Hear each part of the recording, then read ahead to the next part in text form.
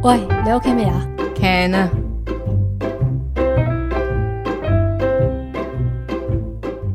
Hello，大家好，歡迎大家收聽亂噏24，我係阿 Ken 啊。唔知大家有冇同我一樣嘅諗法，就係好似越大個，每一年都好似過得越快咁樣嘅。究竟係個地球轉得快咗，所以個時間都快咗啊？定係因為我哋大個咗，生活好忙碌嘅時候就唔為意啊？時間就好似一支箭咁飆過咗咁樣呢？我就會開始喺度諗，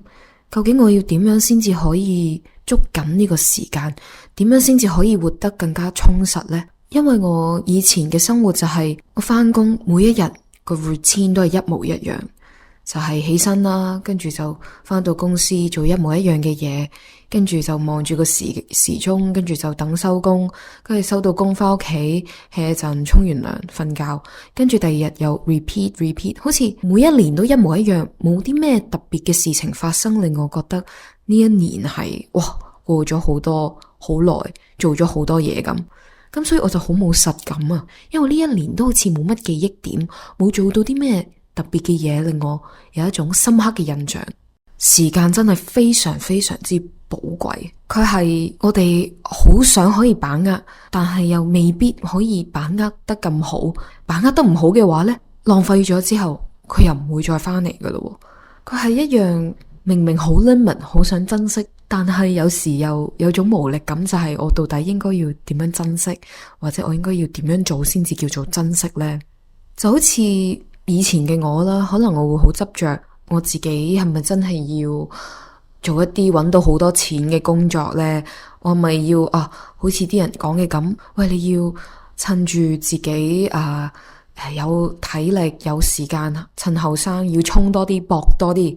然之後賺最多嘅錢，你第時退休嘅時候先會舒服啲噶嘛。但係而家就會諗，錢係可以透過唔同嘅途徑賺翻嚟，但係如果時間走咗浪費咗之後呢，係唔會再翻嚟噶啦。即係好似我20幾歲去歐遊嘅呢種體驗，呢種感覺，如果我錯過咗之後呢，我30歲之後再去歐遊，嗰種感覺就會完全唔同。我冇辦法再翻去我20幾歲嘅體力，我20幾歲嘅時候嘅一個好新鮮，一種好好奇，對世界充滿住一啲希望嘅呢種感覺，係冇咗就冇咗噶啦，翻唔到轉頭。所以更加令我印證到時間係比起金錢貴太多太多，值太多太多，係冇辦法可以買得翻嘅。咁所以我亦都完全冇後悔，亦都好多謝自己當時願意去作出呢個選擇，就係辭職，然之後去用我自己20幾歲嘅呢一個時光去踏遍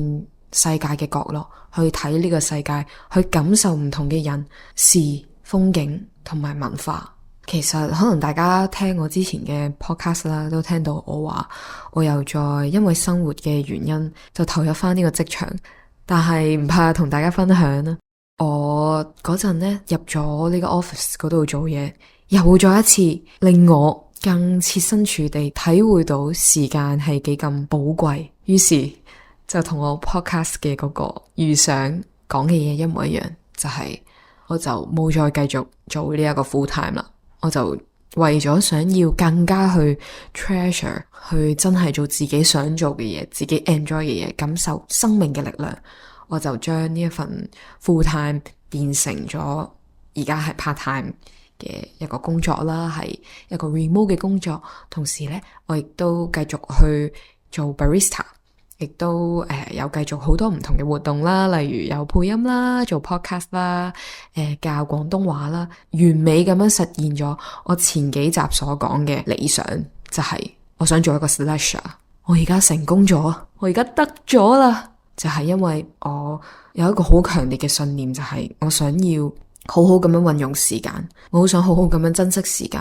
我好想用呢啲咁 limit 嘅時間去做自己真正想做嘅嘢。於是我就用盡唔同嘅方法去 approach 我自己想要達到嘅嗰一個理想嘅狀態，而我最後又真係實現咗。我覺得呢個 podcast 某程度上都係一個許願池啊，即係講咗啲咩之後就真係實現咗。所以呢，我而家做咗 slasher 之後呢，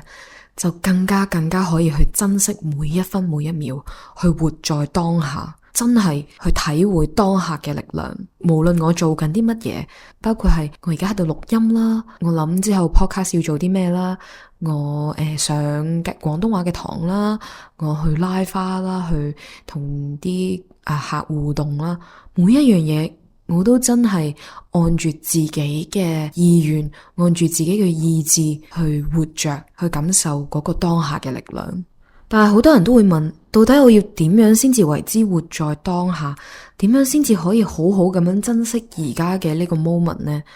其實我都 struggle 過好耐，我都諗咗好耐，我都經歷咗好多嘢，我先至終於慢慢悟透咗少少啫，即係淨係少少啫，仲未係好 master 到呢樣嘢。但係我覺得我開始慢慢學識呢個技巧，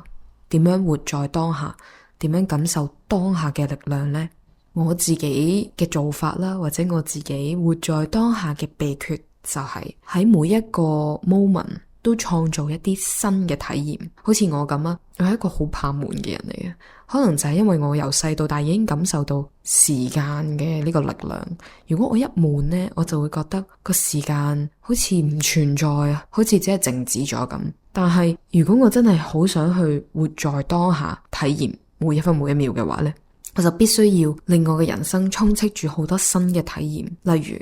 如我會去旅行啦，我會學一啲新嘅技能啦，我會去識新朋友啦，去同唔同嘅人傾偈啦，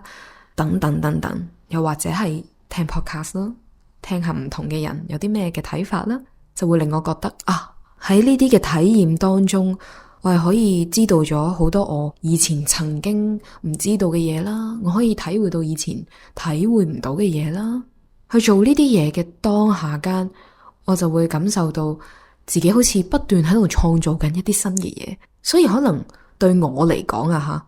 活在當下就係一種創造咯。如果聽到嚟呢度，你都同我一樣對一啲新嘅語言、新嘅文化、新嘅體驗有興趣嘅話呢，而家即刻去做，即刻去報，唔好再等啦，因為時間係唔等人嘅。或者如果你想聽多啲唔同嘅故事，聽多啲唔同人嘅睇法，記住